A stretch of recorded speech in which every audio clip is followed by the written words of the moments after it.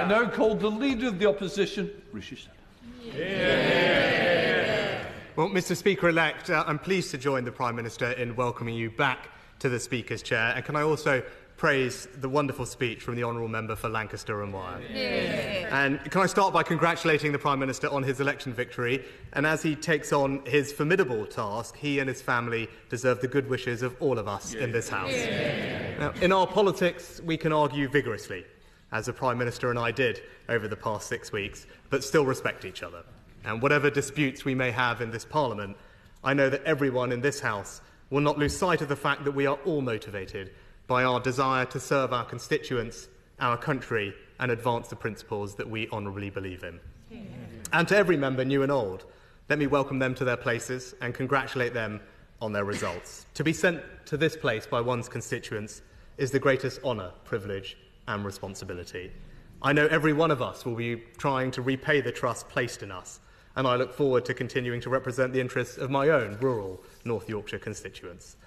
One of the great aspects of our system is no matter how high you rise, you still have that constituency which keeps you grounded. And my advice to all members is to appreciate the role that you have every day that you have it. And for those of us in my party, let me begin with a message to those who are no longer sitting behind me. I am sorry. We have lost too many diligent, community-spirited representatives whose wisdom and expertise will be missed in the debates and discussions ahead. It is important that after 14 years in government, the Conservative Party rebuilds. So now we will take up the crucial role of His Majesty's official opposition, professionally, effectively and humbly. And restoring trust begins by remembering that being here is an opportunity to do what those we serve expect of us. And in our case, that means holding the new government to account. Can I congratulate the Father of the House, the member for Gainsborough?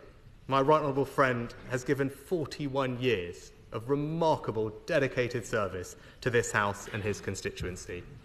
I know full well how ferociously my right honourable friend fights for the interests of his constituents, and I applaud him for that. My right honourable friend is also testament to the benefits of an early morning dip in the Serpentine. And members may be interested to note that the Bottomleys have also had a big influence on my right honourable friend's career. It was in 1974 that my right honourable friend ran against Arthur Bottomley in Middlesbrough in his first effort to enter this place. And today, he takes over from Sir Peter, who will be missed.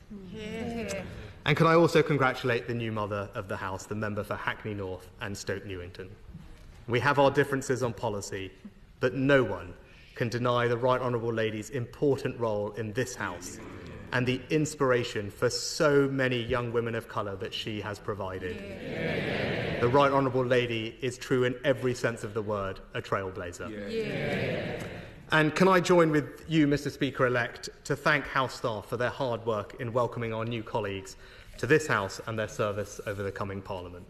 And finally, may I congratulate you, Mr. Speaker-elect. When you first ascended to the Speaker's chair, you did so with a healthy majority, and that was testament to your wide appeal and the confidence in which this House places in you and your judgments. The last Conservative Prime Minister, the Right Honourable John Major, who spoke from these opposition benches, said about the role of the Speaker, "The job specification is pretty daunting. The patience of Job and the wisdom of Solomon are only the basic requirements. We demand also impartiality, independence and fairness." Well, Mr. Speaker-elect, you have shown over the past 4.5 years how to protect that careful balance. The last few years in this House have been at times difficult, and you, sir, have always brought this House together. That was clear when we lost our colleague, Sir David Amess. And I know your guidance and support for members then was greatly appreciated. It is a privilege to be in this House. Our democracy is powerful, and as we have witnessed, it can be definitive.